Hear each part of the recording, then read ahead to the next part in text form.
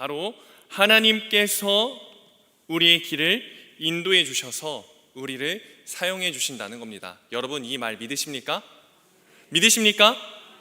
하나님께서는 우리의 길을 인도해 주셔서 우리를 사용하십니다. 그런데 우리는 여기서 한 가지 놓치는 게 있습니다. 그것은 바로 하나님께서 우리를 어떻게 사용하시는지 모른다는 겁니다. 디모데후서 2장 20절에서는 다음과 같이 우리에게 말합니다.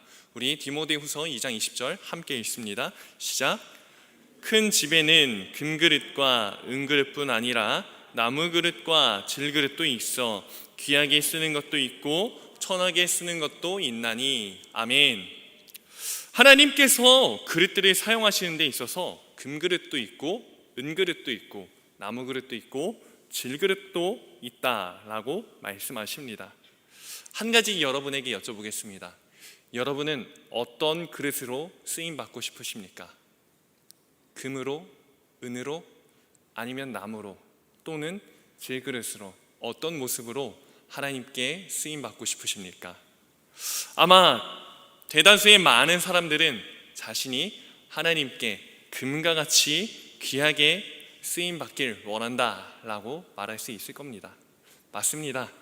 하나님께 귀하게 쓰임받는 것을 바라는 것은 전혀 나쁜 것이 아닙니다. 오히려 바라고 간구해야 할 일 중에 하나입니다. 하나님께서 여러분 모두를 금과 같이 귀하게 쓰시길 주님의 이름으로 축원드립니다. 자, 그러면 여기서 한 가지 더 여쭤보겠습니다. 만약에 하나님께서 여러분을 금그릇이 아니라 질그릇과 같이 쓰시고자 하신다면 여러분은 과연 하나님께 어떻게 반응하시겠습니까? 오늘 본문을 보면 이스라엘 백성들이 자신들이 귀하게 사용하지 않으시는 하나님께 분노함으로 다음과 같이 말하는 걸 우리는 보게 됩니다. 본문 14절에서 15절 말씀 우리 함께 봅니다. 시작. 이는 너희가 말하기를 하나님을 섬기는 것이었더니 만군의 여호와 앞에서 그 명령을 지키며 슬프게 행하는 것이 무엇이 유익하리요.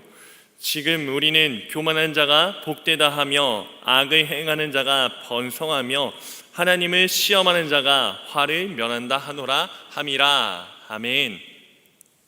이스라엘 백성들은 이해가 가지 않았습니다.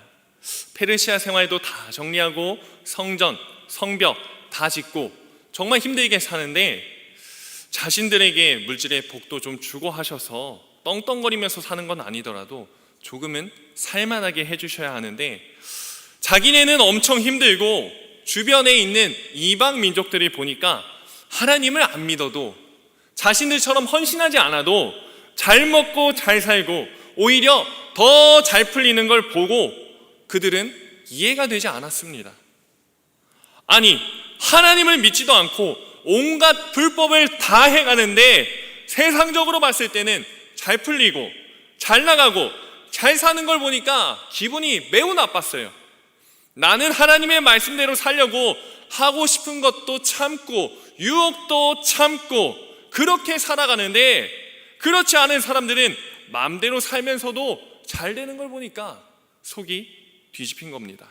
즉 이스라엘 백성들은 자신의 주변에 악인의 형통함을 보고 시험에 들게 된 것입니다. 그래서 그들은 결국 그들의 입술로 고백하기를 하나님을 섬기는 것이 헛되다고 고백하며 전도서의 전도자가 고백한 하나님을 섬기는 것이 모든 것의 근본이라는 고백에 정면으로 도전하며 반박하는 것을 우리는 보게 됩니다. 하나님을 섬기는 것이 이제는 헛것이 되어버린 그들에게는 하나님의 말씀과 명령과 규례는 이제 그들을 슬프게 하며 더 힘들게 하는 짐밖에 되지 않았고 자신들의 신앙 생활과 그리고 다가오는 삶의 현실들 앞에 그들은 실망하고 스스로 하나님으로부터 떠나가고자 했습니다. 이스라엘 백성들이 지금 이 말라기 시대의 이스라엘 백성들이 겪고 있는 이 고민은 그들의 이전 세대인 이스라엘 백성들 또한 겪었던 일이었고 그리고 그 이후로 2020년대를 살아가고 있는 우리들, 지금에 오기까지 수많은 주의 성도들 또한 동일한 고민과 그리고 질문을 가졌던 문제였습니다. 혹시 여러분들은 이와 같은 생각을 해본 적 없습니까? 나는 교회에서 하는 프로그램, 예배, 성경대학, 구역장, 전도회, 임원, 수련회 이것저것 다 참여하는데 오히려 내 형편이 이전보다 더 안 좋아졌을 때, 하나님께서 우리 가정 책임져 주시겠지 했는데 신앙생활을 해도 달라지는 게 전혀 없을 때, 아니 오히려 아무 열심 없이 신앙 없이 사는 그들이 형통하게 될 때 우리는 혼란에 빠지게 됩니다. 분명 하나님께서 도와주신다고, 하나님께서 우리의 삶을 책임져 주신다고 말씀하셨는데 내 인생은 그렇게 달라지는 것이 없고, 내 주변 보니까 예수 믿지 않아도 안 아프고 건강하고 잘 먹고 잘 살고 행복하게 부족함 없이 사는 걸 보았을 때 우리의 신앙에 우리는 의심을 가지게 됩니다. 이에 대해서 시편 37편에서 시편의 기자는 다음과 같이 우리에게 말합니다. 우리 시편 37편 1절에서 3절 말씀 함께 봅니다. 시작. 악을 행하는 자들 때문에 불평하지 말며 불의를 행하는 자들을 시기하지 말지어다. 그들은 풀과 같이 속히 배임을 당할 것이며 푸른 채소같이 쇠잔할 것이미로다. 여호와를 위례하고 선을 행하라. 땅에 머무는 동안 그의 성실을 먹을거리로 삼을지어다. 아멘. 하나님께서는 우리에게 악을 행하는 자들 때문에 불평하고 시기하지 말라고 말씀하십니다. 분명 그들이 행하는 것은 악하고 추하지만 형통한 그것을 부러워하지 말라고 말씀하십니다. 왜 그렇습니까? 그들의 형통은 풀과 같고 푸른 채소를 내버려두면 점점 처지고 상하는 것과 같이 썩어져 없어질 것들이기 때문입니다. 그래서 다음 말씀에서 주님께서는 우리에게 계속해서 이렇게 말씀하십니다. 7절에서 11절 말씀 우리 함께 봅니다. 시작. 여호와 앞에 잠잠하고 참고 기다리라. 자기 길이 형통하며 악한 꾀를 이루는 자 때문에 불평하지 말지어다. 분을 그치고 노를 버리며 불평하지 말라. 오히려 악을 만들 뿐이라. 진실로 악을 행하는 자들은 끊어질 것이나 여호와를 소망하는 자들은 땅을 차지하리로다. 잠시 후에는 악인이 없어지리니 내가 그곳을 자세히 살필지라도 없으리로다. 그러나 온유한 자들은 땅을 차지하며 풍성한 화평으로 즐거워하리로다. 아멘. 여러분, 이 말씀이 여러분의 희망이 되길 바랍니다. 이 말씀이 여러분의 위로가 되시길 주의 이름으로 축원드립니다. 하나님께서는 우리들에게 잠잠히 참고 기다리고 불평하지 말고 노를 버리라고 말씀하십니다. 우리 주변의 형통한 악인들을 보고 시험에 들지 말라고 우리에게 말씀하십니다. 그들에게 주어진 시간은 일순간일 뿐 후에는 그들이 없어지고 우리에게 풍성한 화평과 약속의 땅을 주시겠다고 분명 말씀하십니다. 하나님께서 우리에게 약속하신 풍성한 화평과 약속의 땅이 무엇입니까? 그것에 대해서 오늘 본문 16절은 우리에게 다음과 같이 말합니다. 우리 함께 봅니다. 시작. 여호와를 경외하는 자들이 피차에 말하매 여호와께서 그것을 분명히 들으시고 여호와를 경외하는 자와 그 이름을 존중히 여기는 자를 위하여. 아멘. 본문에서 여호와를 경외하고 그 이름을 존중히 여기는 자를 어디에 기록하셨다고 말씀하십니까? 기념책에 기록하였다고 분명 말씀하고 계십니다. 이 기념책은 하나님을 높이며 사랑하는 자들의 이름과 행위를 기억하기 위해 기록해두는 책입니다. 여러분, 우리가 알고 있는 이 기념책과 그리고 또 잘 알고 있는 한 책이 있죠. 그 책이 무엇입니까? 바로 생명책입니다. 그 생명책이 요한계시록 20장 12절에서 15절에 나옵니다. 우리 함께 봅니다. 시작. 또 내가 보니 죽은 자들이 큰 자나 작은 자나 그 보좌 앞에 서 있는데 책들이 펴 있고 또 다른 책이 펴졌으니 곧 생명책이라. 죽은 자들이 자기 행위를 따라 책들에 기록된 대로 심판을 받으니 바다가 그 가운데서 죽은 자들을 내주고 또 사망과 음부도 그 가운데에서 죽은 자들을 내주매 각 사람이 자기 행위대로 심판을 받고 사망과 음부도 불못에 던져지니 이것은 둘째 사망 곧 불못이라. 누구든지 생명책에 기록되지 못한 자는 불못에 던져지더라. 아멘. 여러분, 구약 성경의 마지막 성경인 말라기에서 기념책에 대해서 말하고 있고요, 신약 성경의 마지막 책인 요한계시록에서 생명책에 대해 말하고 있습니다. 각 성경의 마지막 책에서 기념책과 생명책에 대해 말씀하는 이유가 무엇입니까? 그것은 바로 장차 주님께서 오실 그날에 생명책에 기록되지 못한 자들은 불못에 던져질 것이며, 그리고 이 생명책과 기념책에 기록된 자들은 여호와를 경외하고 존중히 여겼던 그들의 삶 가운데 있었던 모든 행위와 그 사랑의 고백들이 하나님께서 주시는 그 나라와 풍성한 화평으로 이어질 것을 우리에게 분명히 약속하고 있음을 여러분 믿으시기 바랍니다. 이게 바로 우리에게 주는 아주 중요한 교훈이며 위로인 것입니다. 우리가 세상에서 살아가면서 내 주변에 보면 악을 행하고 위롭지 못하면서도 형통한 자들을 보고 불평하며 원망해서는 절대 안 됩니다. 비록 이 땅에서 우리의 삶의 모습들이 부족하고 연약해 보이더라도 하나님께서 우리에게 주신 천국 소망을 가지고 참고 기대함으로 기다려야 할 줄 믿습니다. 이는 예수님께서 누가복음 16장에서 말씀하신 부자와 거지 나사로의 비유를 보면 우리는 더 잘 알 수 있습니다. 우리가 알고 있듯이 부자는 자색 옷과 고운 베옷을 입고 날마다 호화롭게 살았고, 거지 나사로는 헌데투성이로 그의 대문 앞에 버려진 채 부자의 상에서 떨어지는 음식물로 그 배를 불리는 자였습니다. 그뿐만 아니라 개들이 와서 그 헌대를 핥는, 차마 말로 표현하기 힘든 만큼 처참한 상황 가운데 거한 자가 거지 나사로였습니다.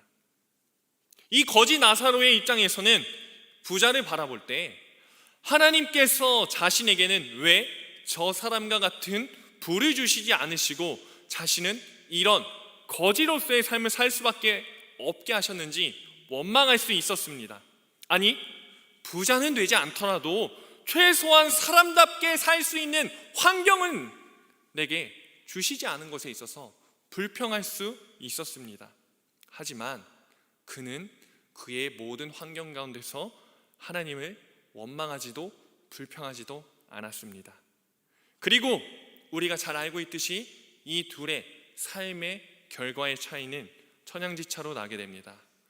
거지 나사로는 천사들에게 받들려 아브라함의 품에 들어가게 되었고, 부자는 죽어 장사되어 음부 가운데서 아브라함의 품에 있는 나사로를 보고 그를 부러워하였던 것을 우리는 잘 알고 있습니다. 이와 같이 오늘날 이 시대 가운데 세상 가운데서의 우리의 삶의 모습들이 세상의 기준으로 보기에는 부족함이 있고 연약할지라도 하나님께서 우리와 함께 하시기에 우리는 이 땅에서 비천할 수 있으나 하나님의 나라 영원한 저 천국에서는 천사들에게 받들려 하나님의 품에 거하는 천국 백성으로서 예수님과 함께 왕노릇하며 살 것을 여러분 믿으시기 바랍니다. 그렇기에 우리는 희망이 있는 것입니다. 그렇기에 우리는 소망이 있는 것이고요, 그렇기에 우리는 참고 기다리며 인내하며 그 나라를 바라보며 나아갈 수 있는 것입니다. 그렇기에 우리는 사랑하는 우리 교회 공동체 안에서도 하나님께서 누구는 금그릇으로 쓰고 누구는 나무 그릇으로 쓰고 누구는 질그릇으로 쓰는 것에 있어서 원망하고 불평하고 시기해서는 안 됩니다. 우리는 여기서 한 가지 명확하게 해야 할 것이 있습니다.